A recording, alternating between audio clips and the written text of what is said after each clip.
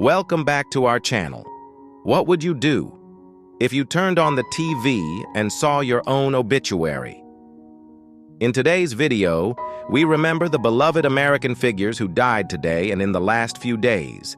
The quiet grace of Valerie Perrine, the familiar face of Nicholas Brendon, the man who survived his own obituary, Michael J. Fox, and the heartbreaking truth behind Ron Howard's golden legacy, the empty seat no Oscar could ever fill. Don't forget to like this video and subscribe to the channel to help us continue sharing these stories. Thank you. Now, let's begin. I never abused nobody. You know, it just sounds crazy to people to say that. Afrika Bambaataa, the DJ who turned Bronx block parties into the birthplace of hip-hop, has died at 67 after a long illness. He once said he wanted music to stop the violence. So in 1973, he traded gang leadership for a turntable, founding Zulu Nation on the belief that beats could do what bullets never should. Planet Rock in 1982 proved him right, that one record rewired what electronic and hip-hop music could sound like together. He was not a simple man. The same hands that built a culture also carried accusations that a 2025 legal settlement never fully resolved. He faced that weight and illness without public statement. What remains is a genre that breathes because he gave it lungs. A generation of producers who sampled his blueprint, as in a question hip-hop still hasn't finished answering. How do we hold a founder accountable without erasing what he built? There's no clean eulogy for a complicated life, but somewhere in every DJ set that layers funk over drum machines, Afrika Bambaataa is still in the room.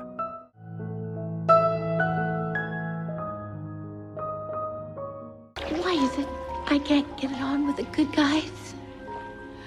On a film set sometime around 2011, a sound engineer stopped a take. The coffee cup in Valerie Perrine's hand was trembling against its saucer. She said nothing. She kept smiling. That silence and that smile would define the next 15 years of her life. Perrine, the Oscar-nominated actress who lit up Lenny opposite Dustin Hoffman and charmed audiences as Miss Eve Teschmacher in the original Superman films, passed away peacefully at home on March 23rd, 2026. She was 82. What the camera first caught as a minor disruption was early-stage Parkinson's, a diagnosis that quietly ended a 4-decade career and, over time, exhausted everything she had saved. She fought it without complaint, without bitterness, sustained by the same warmth that had made her impossible to ignore on screen. She arrived in Hollywood from Las Vegas showgirl stages and Galveston, Texas, an unlikely trajectory that led to a Cannes Best Actress win, a BAFTA, and an Academy Award nomination. She played complicated women with an ease that made them feel like friends. Her final wish was a burial at Forest Lawn. She left the world without the means to make it happen, a quiet indignity for a woman who gave so much. She never complained. She kept smiling. Some exits deserve to be remembered exactly as they were.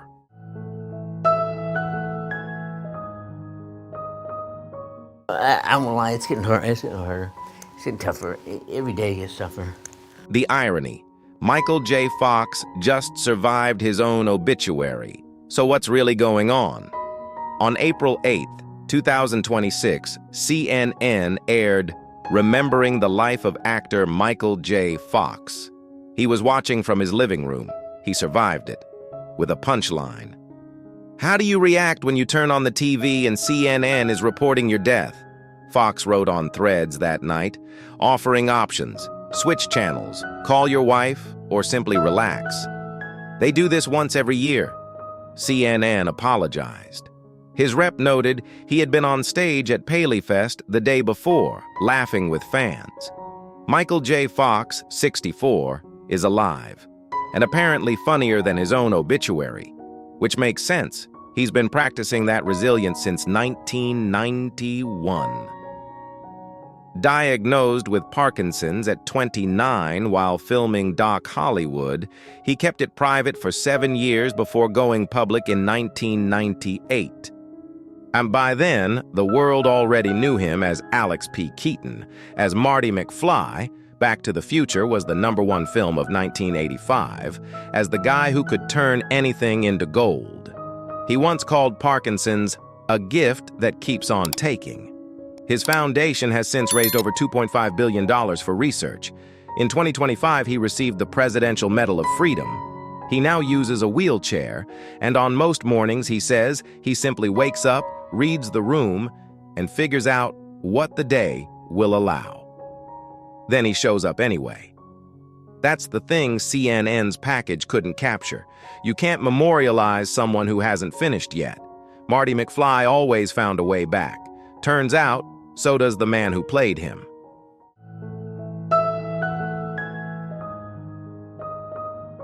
Taking Polaroids outside of her bedroom window late at night. That last part is a joke to relieve the tension because here she comes.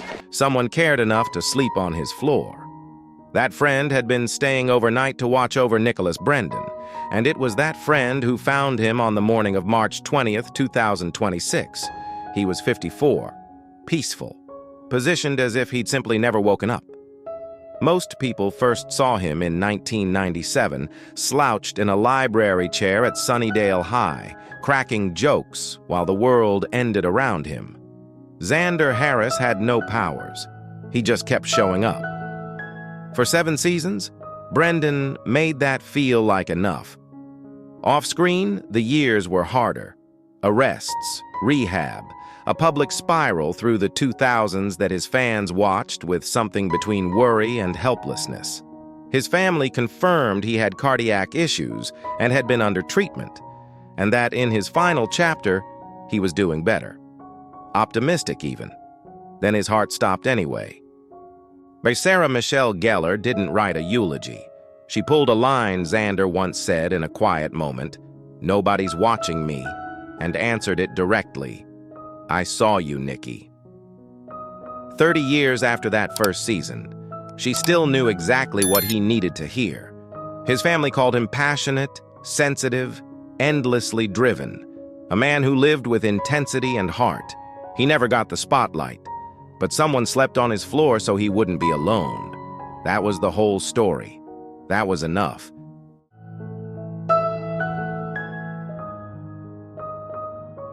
I got news for you.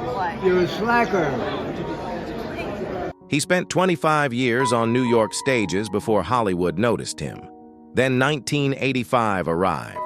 Back to the Future turned James Tolkan's death stare into a cultural landmark. Vice Principal Strickland telling Marty McFly he was a slacker, same as his father, same as every McFly before him. 1 year later, Top Gun gave him 2 words, "God help us," that somehow outlasted half the film's actual dialogue. He was a character actor who became, quietly, unforgettable. Tolkan died peacefully on March 27th, 2026, in Lake Placid, New York. He was 94. No cause was given. At 94, after a Korean War Navy stint, a quarter-century of theater, including the original Glengarry Glen Ross ensemble in 1983, and a film career that ran into his 70s, perhaps none was needed. And his wife Parmalee, married 54 years, remembered not the stern face, but the man beneath it. An avid art collector who adored animals, who filled his home with things he loved without needing anyone to know. The actors who play doubt make belief possible. Every time Maverick proved Stringer wrong, every time Marty escaped Strickland's shadow, Tolkan made that victory mean something. He was the resistance, and he was magnificent at it.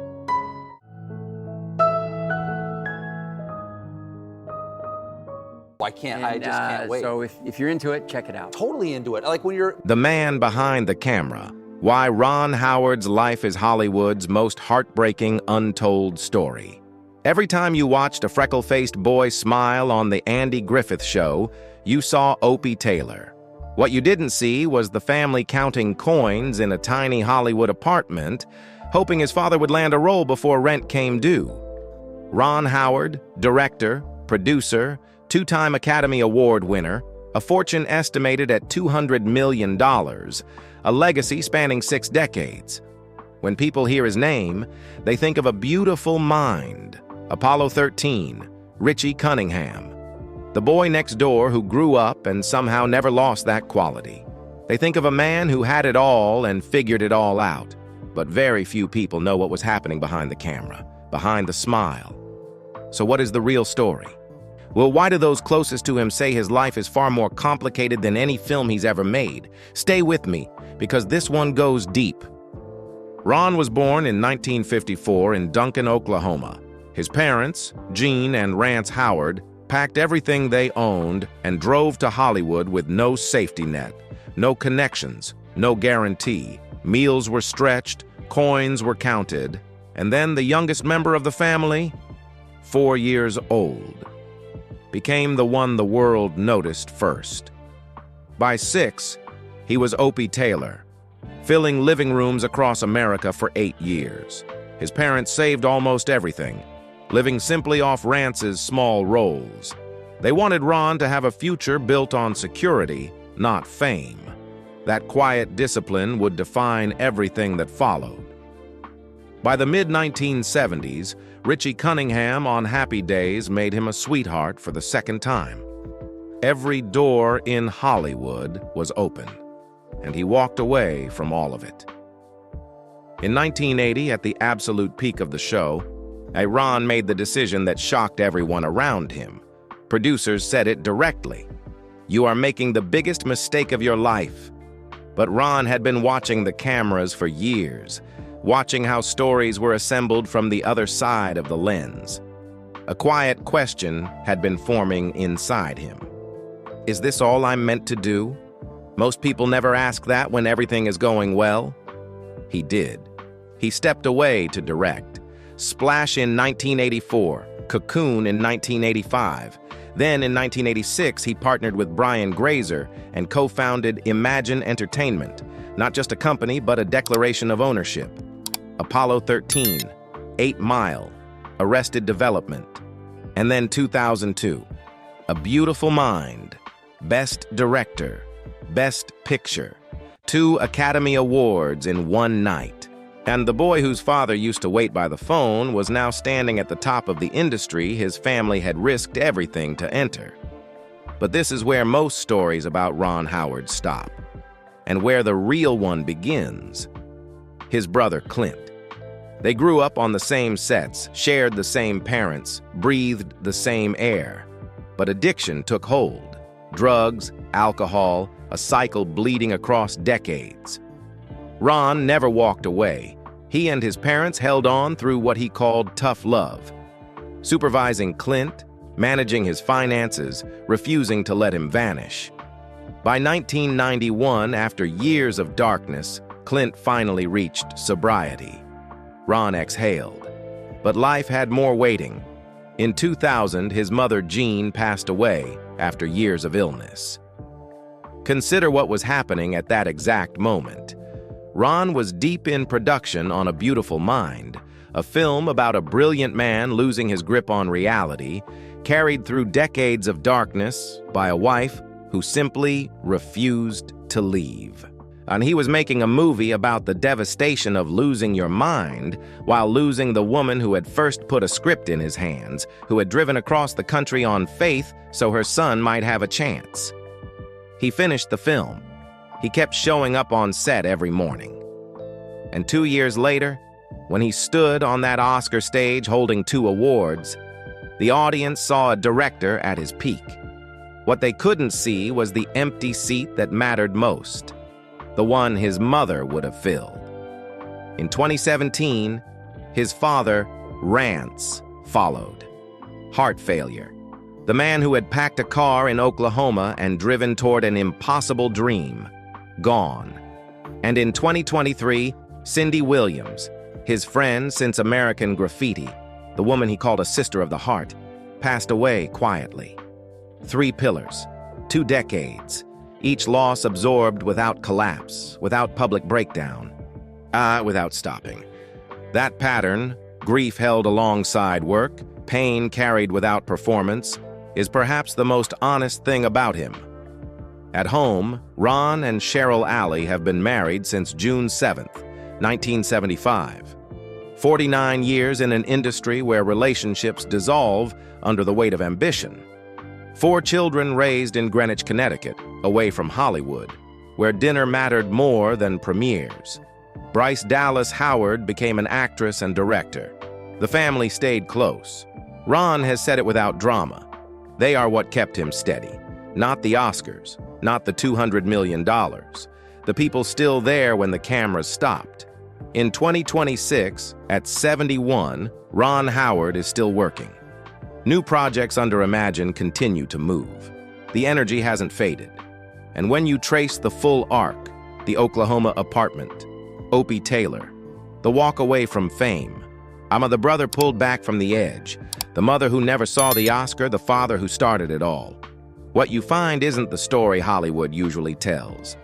You find a man who stood on the biggest stage in the world, holding everything he had ever worked for, and felt the specific weight of who wasn't in the room to see it. That's not a success story. That's a human one. And somehow, that makes it matter more. If this story stayed with you, if you found yourself thinking about the empty seat, the coins on the counter, the brother who almost didn't make it, there are more stories like this one waiting. Stories Hollywood never puts in the press release. Hit subscribe, and we'll keep telling them together.